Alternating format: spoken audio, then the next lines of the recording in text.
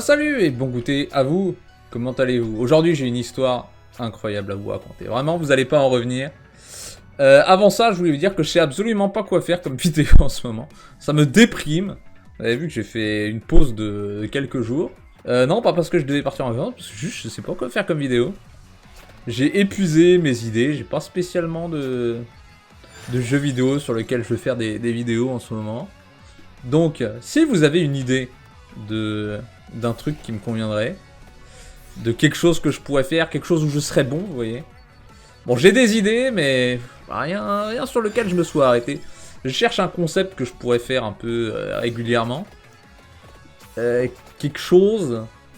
bon, je sais pas si vous arriverez à m'aider, parce que j'ai réfléchi depuis longtemps, mais... J'ai des idées de vidéos particulières, mais pas d'idées de concept... Promis, après je vais vous raconter mon histoire nulle. Mais... Non, parce qu'elle est pas ouf mon histoire, mais... Elle vous donnera une bonne leçon sur la vie. Donc voilà, si vous avez envie de m'inspirer de quelque manière que ce soit, hein, si vous avez une idée d'un truc où je serais bon, n'hésitez pas. Mais sinon j'ai d'autres idées, mais voilà, les autres il faut que je les fasse. C'est juste des idées pour une seule vidéo. Je crois que vous avez saisi le problème maintenant. N'hésitez pas à devenir membre de la chaîne pour me soutenir, parce que là... alors heureusement, j'ai la chaîne Magic qui marche vraiment bien, et ça j'ai plein d'idées, donc c'est cool.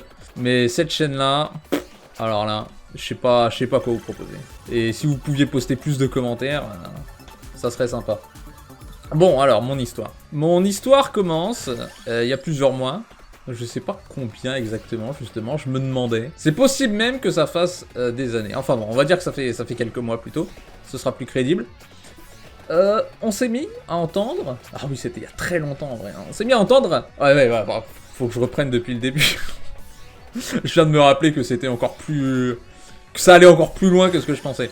Ok, donc on avait eu genre un problème de plomberie à un moment. Et à un moment, j'entends des gouttes. J'entends ploc, ploc, toutes les quelques secondes. Et là ça me stresse parce que je vais voir partout, je vais voir tous les robinets. J'entends ploc, ploc, et y a rien qui fuit. Alors là, je me mets en tête que c'est un tuyau dans le mur. Je sais même pas si c'est possible, un tuyau dans le mur qui fuit. Mais c'est ça que je me suis mis en tête. Je me suis dit, c'est un tuyau dans le mur qui fuit.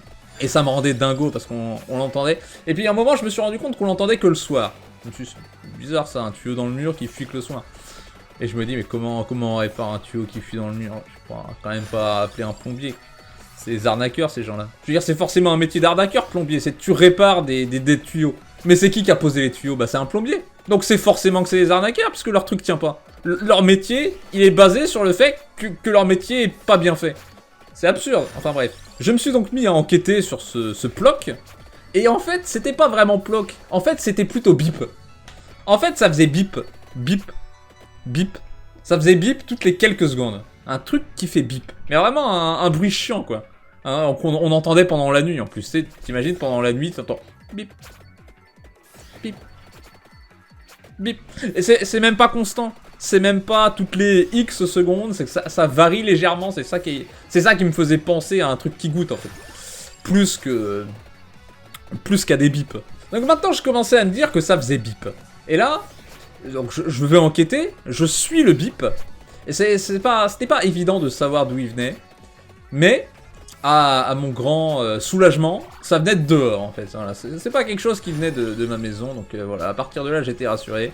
Il y a pas un truc qui fuit dans le mur. Il y a pas un mur qui est en train de se remplir d'eau d'une manière ou quelle horreur, rien que d'y penser, un mur qui se remplit d'eau. Peu à peu, chaque jour, goutte par goutte. Et à un moment ça va exploser. Non, ça venait de dehors, donc je vais dehors, on va voir si... peut-être que ça vient du jardin, mais... je vois qu'il y a un site de construction qui n'était pas très loin de ma maison. Dire que ça fait longtemps. Maintenant, c'est plus en construction. Et j'ai l'impression que ça vient de là-bas. Donc je me dis, bon, bah, ça vient du site de construction, c'est logique. C'est logique, il est quoi? Il est 20h, il fait nuit, et un truc qui fait bip au site de construction, c'est normal. C'est ça qui se passe dans les sites de construction, c'est que une fois que tout le monde a fini de travailler, ils installent un truc qui fait bip. C'est ça que je me suis dit. Je me suis dit, ils ont installé un truc qui fait bip, c'est normal. Non, mais je croyais que c'était genre une machine ou un système de sécurité qui fait bip, mais voilà. Je m'étais fait à l'idée que c'était ce truc qui faisait bip. Et donc le bip, il venait et il repartait. C'est que la nuit, hein, vraiment que la nuit, à partir de peut-être 19h.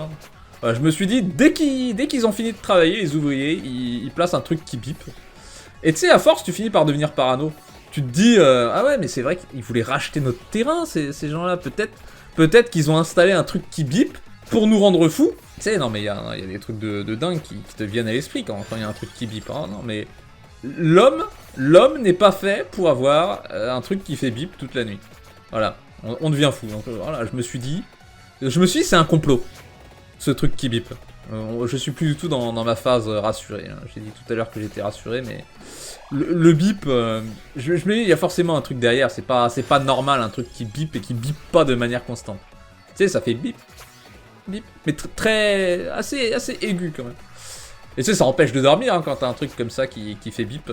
Un jour, j'étais tranquillement dans le lit, donc il y a quelques temps là, et je dis à ma femme, dis donc, c'est chiant ce truc qui fait bip. Elle me dit, de quoi? Elle avait même pas remarqué.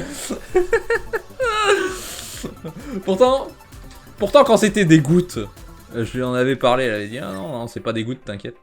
Elle m'avait rassuré sur le fait que ça goûtait pas dans les murs. Mais là, elle avait pas remarqué que ça faisait bip pendant toute la nuit. Tu sais, tu te lèves à 3h du matin, t'as un truc qui fait bip, ça rend fou, vraiment. Ça rend dingo. Donc je lui dis, bah si, il y a un truc qui bip, écoute. Elle fait, ah ouais, en effet, il y a un truc qui bip. Ça fait bip.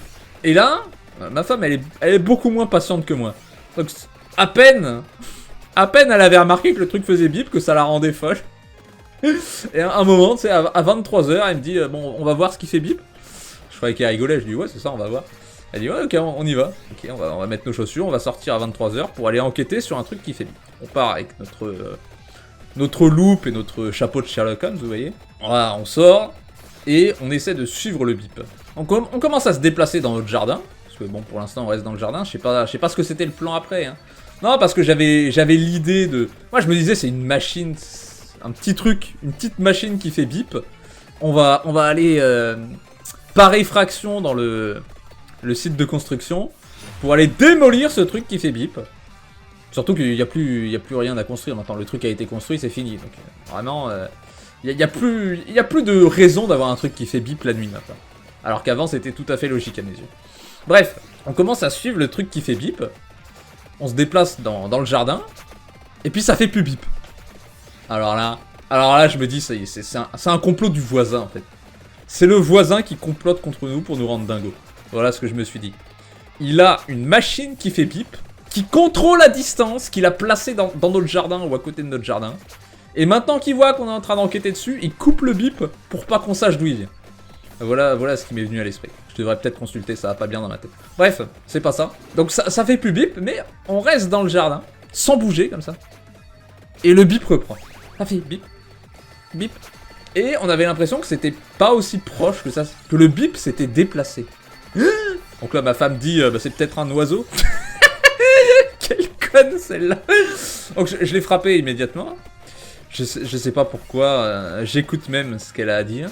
Donc, je lui mets une tarte, je continue à chercher le bip tout seul. Et puis là, le bip reprend. Donc, elle s'est réveillée de son coma. En fait, dès qu'on se déplace, le bip disparaît. Il n'y a plus de bip. Et ensuite, si on s'arrête quelques secondes, le bip reprend à un endroit différent. Ça rend dingo, non? Donc ouais, je suis devenu totalement dingo ce soir-là. Je me suis vraiment dit que quelqu'un essayait de nous troller, ou quelqu'un voulait nous gâcher la vie avec un bip. C'est quand même vachement compliqué comme plan, mais si t'as envie de faire chier quelqu'un, c'est pas non plus le moyen le plus débile. Hein. Ça fonctionne. Et là, ma femme qui reprend, ah ouais, je pense que c'est un oiseau. Genre, un oiseau qui fait bip. Bah bien sûr. Il y a des oiseaux qui font bip. C'est peut-être un oiseau mécanique alors, hein. Donc je lui dis, bah vas-y, tu sais, regarde sur internet, cherche oiseau qui fait bip. Et là, il me dit, ah bah il y en a un. Ah. Bon. Il y a un oiseau qui fait bip. Ouais, bah, ouais, il me semble en avoir entendu parler. C'est le petit duc, je crois, qui est c'est une chouette. Et elle fait bip, cette chouette. C'est une chouette qui fait bip. Genre, toutes les 3 à 5 secondes, son cri, c'est un bip. Mais vraiment, ça sonnait comme un truc électronique, quoi. Ça me venait pas à l'esprit que ça pouvait être un oiseau. Et en fait, depuis tout ce temps, c'est un oiseau qui est là, certains soirs, qui se met dans un arbre et qui se met à faire bip. pour marquer son territoire. Et c'est ainsi qu'on a résolu le mystère du bip la nuit. Voilà. Et ce qui est rigolo, ce que m'a appris cette histoire, parce que là, bon, vous êtes en train de vous dire, dis donc, elle est vraiment pas ouf cette histoire. Je m'attendais à une chute, et il n'y a pas de chute en fait. Il s'est vraiment foutu de moi avec cette vidéo. Bon. En fait, ce que j'ai appris avec cette histoire, on peut être dérangé par un truc juste parce qu'on pense que ça devrait nous déranger. Parce que une fois que ma femme savait que c'était un oiseau qui faisait bip, et que c'est vraiment, elle a regardé les photos de le petit duc, je crois que c'est le petit duc, c'est une petite chouette, c'est tout mignon. Une fois qu'elle a vu des photos, elle se dit oh c'est trop mignon, et du coup ça la dérangeait plus le bip. C'est fascinant quand même. Moi, il m'en faut un peu plus quand même pour que un bruit ne me dérange pas. Mais je trouvais ça marrant que selon la provenance d'un bruit, on est plus ou moins dérangé. Elle a même mis la chouette en fond d'écran de son portable à ma place. Voilà, j'ai été remplacé par une chouette. Non, je suis pas énervé particulièrement. Moi, j'ai songé à balancer des trucs dans les arbres pour faire fuir la chouette. Mais elle a dit non, non, laisse-la. C'est adorable. Maintenant, quand elle entend un bip, elle entend une petite chouette mignonne. Voilà. Bon, je pense que je suis légèrement moins dérangé. Maintenant que je sais que c'est un animal et pas un voisin qui essaie de nous gâcher la vie. Et évidemment, ça me dérange moins. Et ça me rappelle une autre histoire. Donc ça, c'était quand j'étais petit. Cette histoire est beaucoup plus courte, je vous rassure. Regardez la durée de la vidéo, vraiment, je vous m'en parle. Cette histoire est beaucoup plus courte. Mais, donc j'étais petit, j'étais dans le salon, et ma sœur regardait la télévision. Et l'émission à la télévision, on s'en fiche de ce que c'était. Et moi, j'étais dans la cuisine, elle était dans le salon en train de regarder la télé. Moi, je suis dans la cuisine en train de faire du yo-yo. Ouais, j'étais un grand fan de yo-yo. Pas très bon, mais un grand fan de yo-yo. Et là, ma sœur me dit, qui regarde la télé, elle me dit que le bruit du yo-yo la dérange pendant qu'elle regarde la télévision.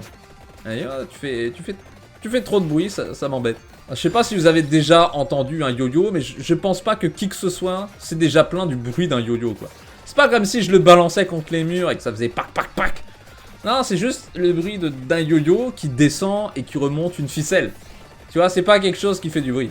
Hein, vraiment, ça m'a fasciné, quoi. Donc, genre, exprès, et j'ai vraiment redoublé de mon yo-yotage juste pour la faire chier, parce que je me suis dit, c'est incroyable de se plaindre du bruit d'un yo-yo, quoi.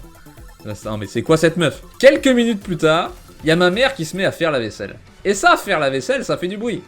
Puisque t'as de l'eau qui coule, ça fait pshhh. Et là, ma soeur dit rien. Je dis, tiens, c'est marrant. Le bruit de la vaisselle te dérange pas, hein, alors que le bruit d'un yo-yo qui descend une ficelle, ça te dérange. C'est marrant. Elle me dit, ouais, mais là, le bruit me dérange pas, puisque c'est quelque chose qui est utile pour tout le monde. Ah, je dis, ah, c'est génial que t'as une oreille qui peut filtrer les bruits en fonction de l'utilité générale. C'est incroyable comme technologie, il faudrait que tu vendes ça à l'armée américaine. Ça m'a rappelé ce moment. Comme quoi, un bruit peut te déranger en fonction de ce que tu te dis dans ta tête, parce qu'au final, tout est dans ta tête. Un bruit, il te dérange si t'as décidé qu'il te dérangeait, au final.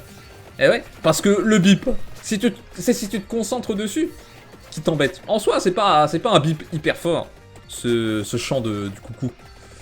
Non, pas du coucou, du petit duc. C'est pas un bruit qui dérange, en soi, mais quand tu te mets à te concentrer dessus, tu pourrais tout à fait l'ignorer et t'endormir. Mais, une fois que tu l'entends et que tu te dis « Ah, je l'entends », et que tu te mets à attendre le bip, bah c'est aussi ça qui est chiant, c'est le supplice de la goutte d'eau. On te fait tomber une goutte d'eau sur la tête, pas à une vitesse prévisible, ce qui fait que tu attends la goutte d'eau qui te tombe dessus, et tu sais jamais vraiment quand ça va tomber. Et bah c'était un peu ça, et c'est pour ça que ça rendait fou. Et c'est comme ça qu'un bruit peut rendre fou, c'est vraiment t'essaies de prévoir, de le prédire, mais si t'arrives à l'ignorer, alors tout va bien, et tu arrives à t'endormir.